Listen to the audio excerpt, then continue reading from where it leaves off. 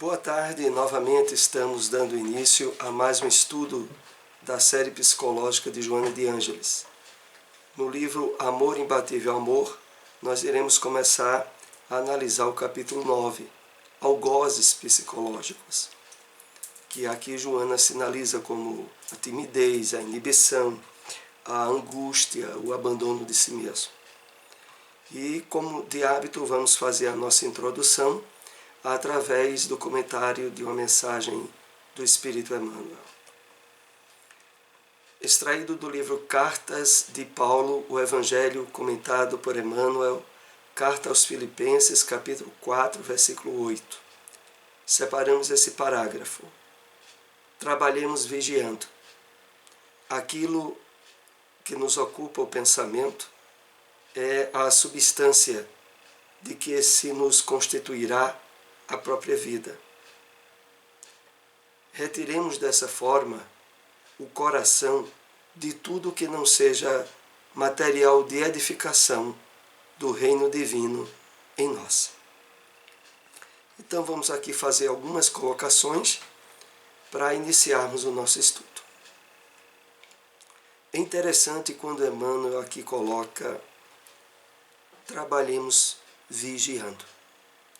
Emmanuel se refere ao fato de que, em plena atividade, devemos não esquecer o contato com a espiritualidade elevada, com a espiritualidade do bem, de tal forma que as nossas atitudes, ideias, comportamento estejam em ação harmoniosa com as leis divinas. Por isso ele diz: trabalhemos vigiando. E mais adiante, chama-nos a atenção ao dizer: aquilo que nos ocupa o pensamento é a substância de que se nos constituirá a própria vida. Efetivamente, a revelação espírita nos alerta sobre a existência da matéria mental, constituída pela aglutinação de fluidos, de vibrações provenientes dos nossos hábitos de pensamento. De fato, o pensamento é substância e efetivamente torna-se a essência da nossa própria vida. Retiremos dessa forma o coração de tudo que não seja material de edificação do reino divino em nós. É interessante quando aqui Emmanuel faz uma ponte entre o cuidado, a vigilância, a atenção para com o pensamento e, o mais importante, o coração, o sentimento, o envolvimento emotivo com aquilo que constitui nossos pensamentos e nossas ações. E por isso ele diz, nos advertindo: retiremos tudo o que não seja material de edificação do reino divino em nós. Através do Consolador prometido, que é a doutrina espírita, nós somos chamados à consciência de agentes da implantação do reino dos céus em nós mesmos e onde nós estamos. Diferente das demais escolas do cristianismo, que esperam o reino dos céus após a morte física, ou quando viesse a ser estabelecido de forma ostensiva pela expectativa que o meio cristão tem na segunda vinda do Cristo, a doutrina espírita, chamando-nos a atenção à essência do Evangelho, nos mostra que esse reino é trabalho de cada um de nós, a partir de nós mesmos, para então se estender efetivamente à sociedade humana. Mas vamos assim dar início aos nossos comentários de trechos do capítulo Algozes Psicológicos, que é o capítulo 9 do livro Amor Imbatível Amor. sempre deixando bem claro aqui que o objetivo desses estudos é a leitura, o estudo de toda a obra, por você que nos acompanha. Porque, efetivamente, o trabalho que aqui nós procuramos realizar apenas separa breves trechos, concatenando-os de forma mais compreensível, para motivar a leitura de todo o livro. Então fica aí o recado dessa leitura, se possível, inclusive, de toda a série psicológica de Joana de Ângeles, né? Primeiro slide para nossos comentários. A inibição, essa resistência psicológica íntima a pessoas, acontecimentos e condutas, é causa de muitos males na área da emoção. Empurra o paciente para reflexões pessimistas e autodestrutivas, como forma de autorrealização doentia. Então, a inibição é um desses algozes psicológicos e que, na verdade, não deve, de maneira nenhuma, ser palco de identificação de comportamento para nós. Timidez, inibição, angústia, que nós iremos ver mais adiante, abandono de si mesmo, constituem estados psicológicos caracterizadores das nossas emoções nada benéficos, nada positivos, inclusive em relação ao nosso próprio despertamento consciencial, como nós iremos ver ao longo do estudo a princípio dessa tarde. Quando diz aqui mais adiante, empurra o paciente para reflexões pessimistas e autodestrutivas, como forma de autorrealização doentia. Como é isso? É que normalmente as pessoas que se caracterizam pelo excesso de timidez, de inibição, isso não é nada positivo. Hoje nós iremos tratar dessa questão à luz da psicologia espírita, oferecendo inclusive meios e roteiros para que trabalhemos esses estados emocionais, caso os identifiquemos em nossas atitudes e comportamento.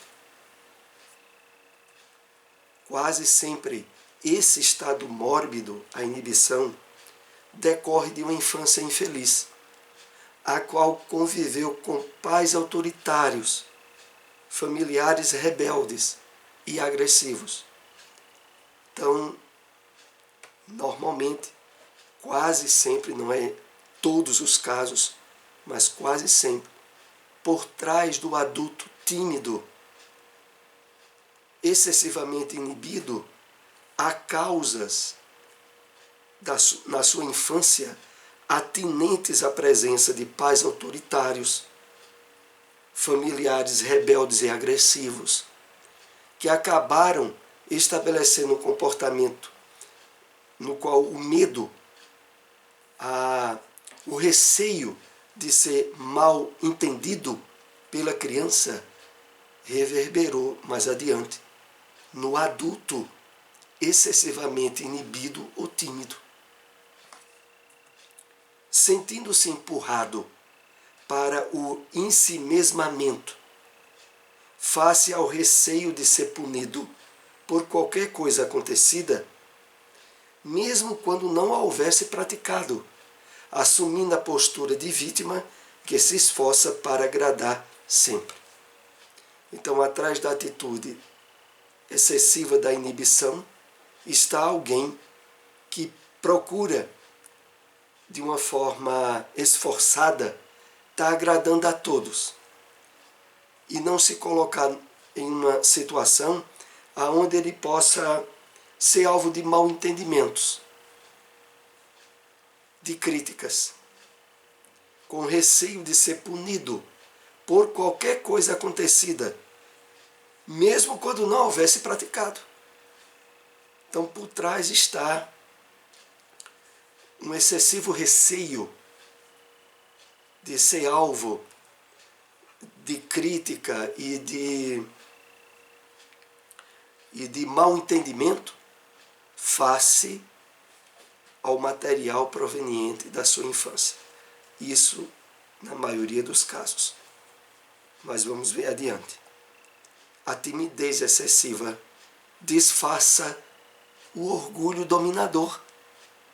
Algumas vezes esse estado decorre de um mecanismo inibitório, fixado na personalidade, que se transformou em comportamento doentio.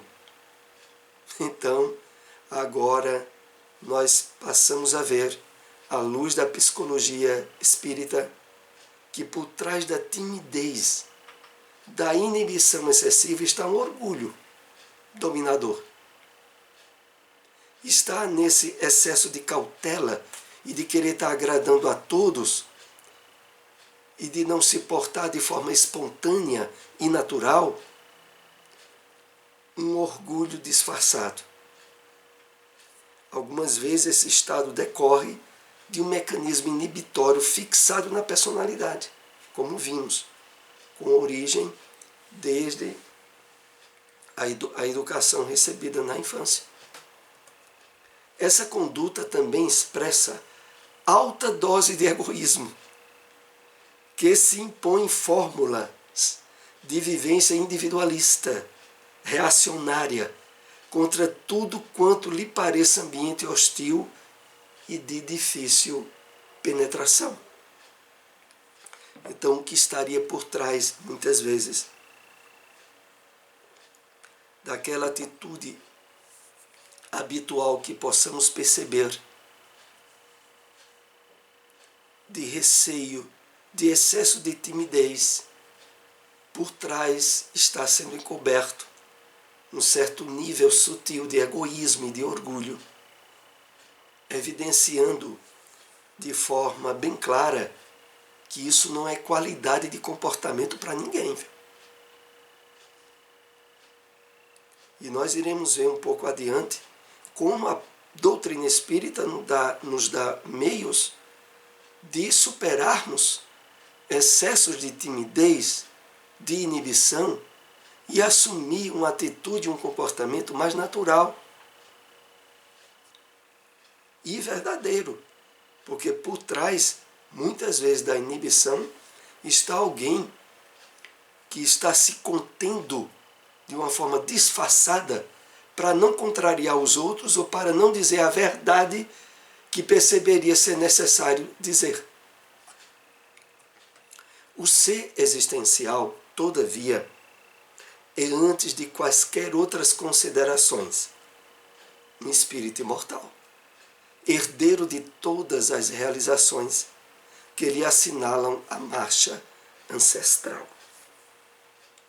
A partir desse ponto, Joana de Ângeles nos chama à reflexão dos valores espirituais que são inerentes a cada um de nós e que, na medida em que vão sendo resgatados e dado o seu devido valor, nos ajudarão à superação da timidez, da inibição excessiva ou desequilibrada, que não traz nada de positivo para nós.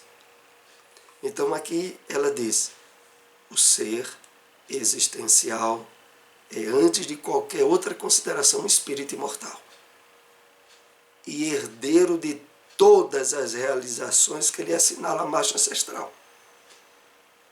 Vejamos exatamente porque ela coloca esse trecho final agora. Viajou de muitas experiências, em roupagens carnais diferentes e múltiplas, é o arquiteto de glórias e desaires através do comportamento ético, moral, social, religioso, político, artístico por onde transitou. Não sei se vocês perceberam, aqui nós estamos sendo chamados à responsabilidade pelos comportamentos, hábitos emocionais que deixamos-se estabelecer em nós.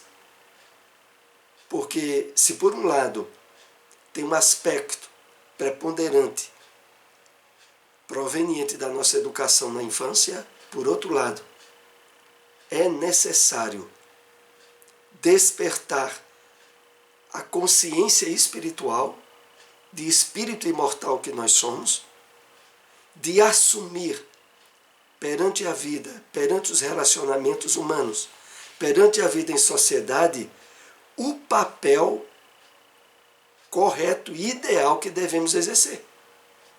Então aqui ela coloca, nos lembrando que nós somos os arquitetos, os verdadeiros responsáveis por glórias e desares. Glórias e desares entendamos aqui por comportamentos positivos ou negativos, por darmos campo a algozes psicológicos ou não. Sobretudo quando atingimos a idade e o encontro com a própria doutrina espírita, que nos equipa de condições e de instrumentos para trabalharmos o nosso equilíbrio emocional, espiritual, e de assumirmos a responsabilidade por aquilo com que nos identificamos. Por outro, o renascimento em lares afetuosos ou agressivos, gentis ou indiferentes, entre expressões de bondade ou de acusação, resulta das ações anteriormente praticadas, que lhe cumpre reparar. Aqui fica bem claro para nós. Se tivemos uma família complicada, que deu campo para o surgimento desses algozes, como a timidez ou a inibição, é porque no nosso passado reencarnatório merecemos a família em que nos encontramos e com as dificuldades que elas nos trouxeram. Aqui nós somos chamados sutilmente à consciência de que o principal responsável pelo nosso comportamento somos nós mesmos. E quando percebemos que esse comportamento não é bom, não é positivo, cabe a nós o esforço de mudança.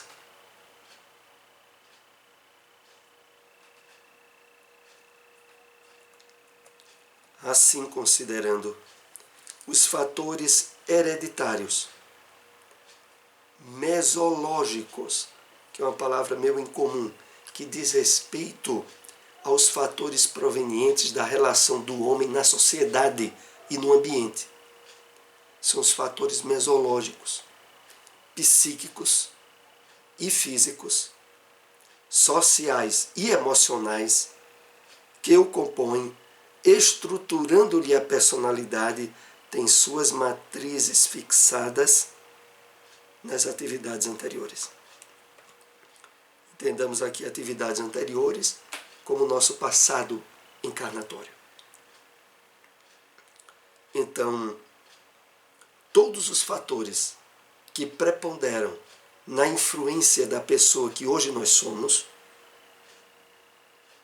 desde os fatores hereditários, sociais, físicos, provenientes da educação dos pais, que compõem a personalidade nossa.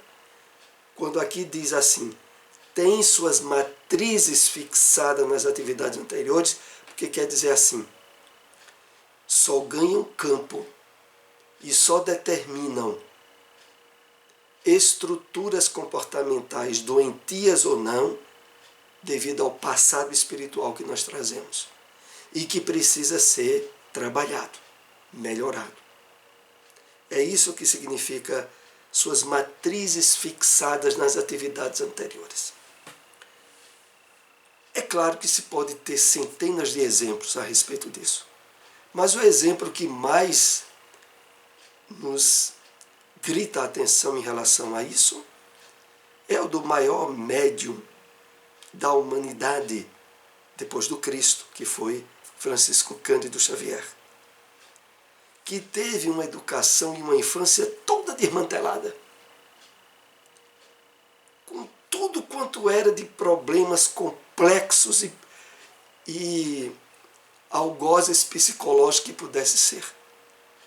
Mas as matrizes fixadas do passado de Chico eram elevadas e equilibradas e naturalmente preponderaram sobre tudo.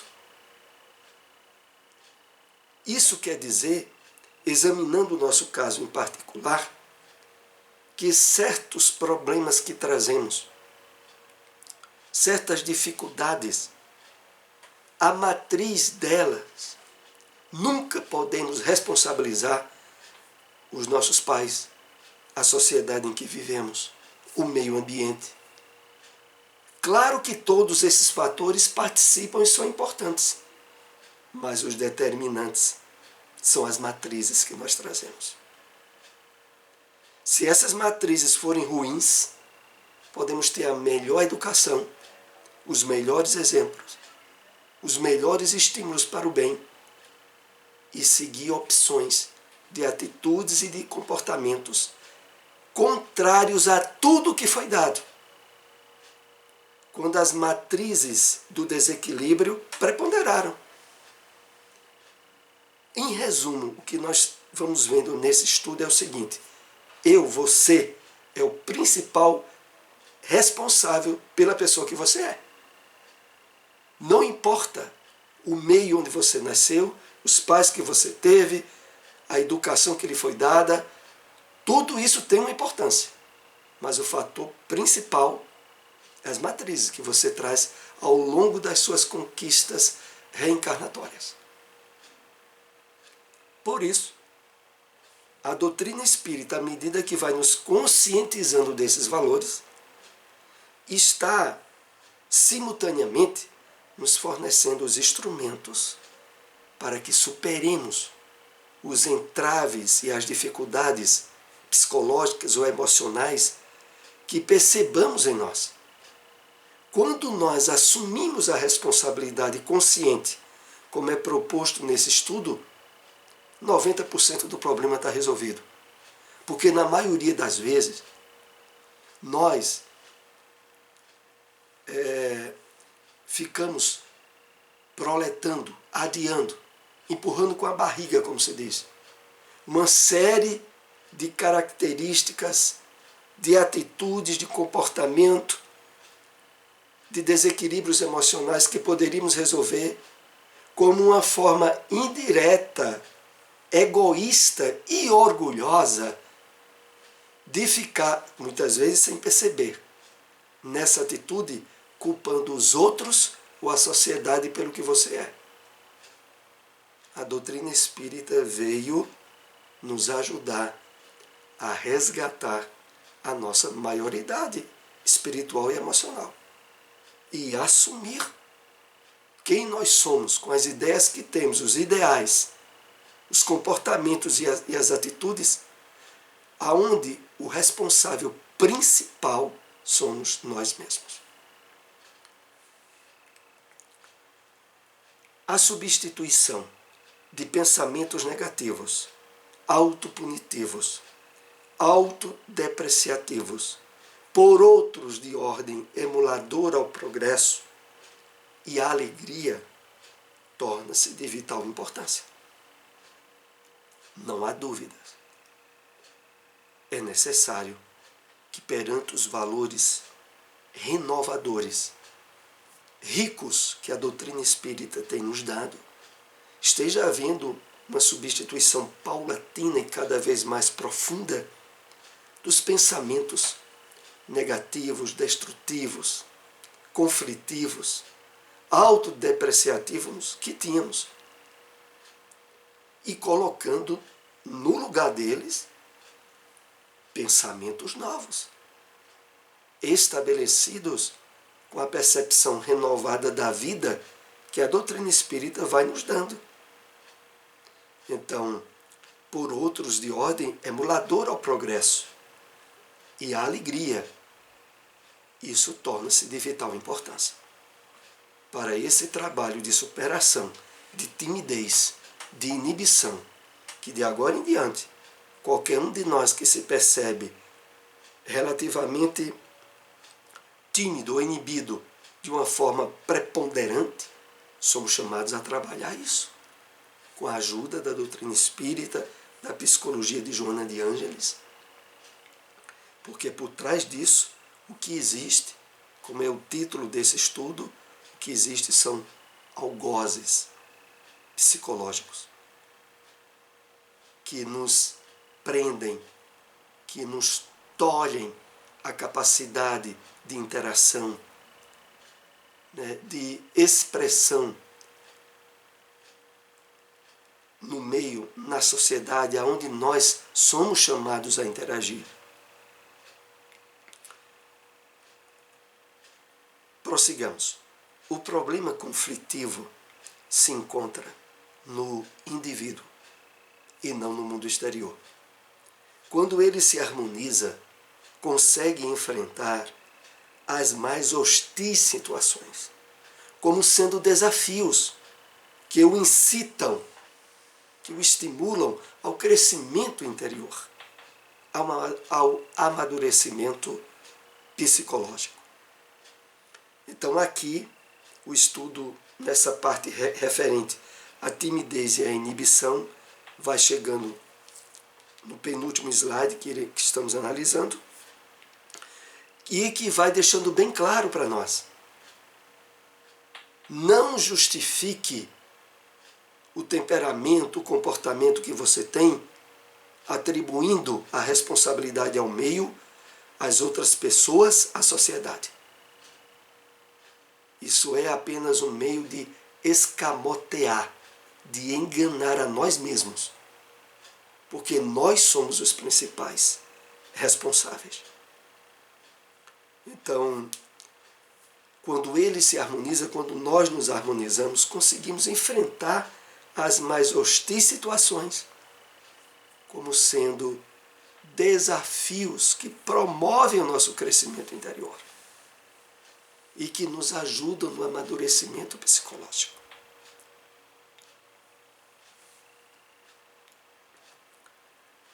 O último slide do nosso estudo que diz: a existência humana, em verdade, não é como aprazeria a cada um, mas conforme a estrutura dos acontecimentos e dos impositivos da sociedade, na qual todos se encontram envolvidos.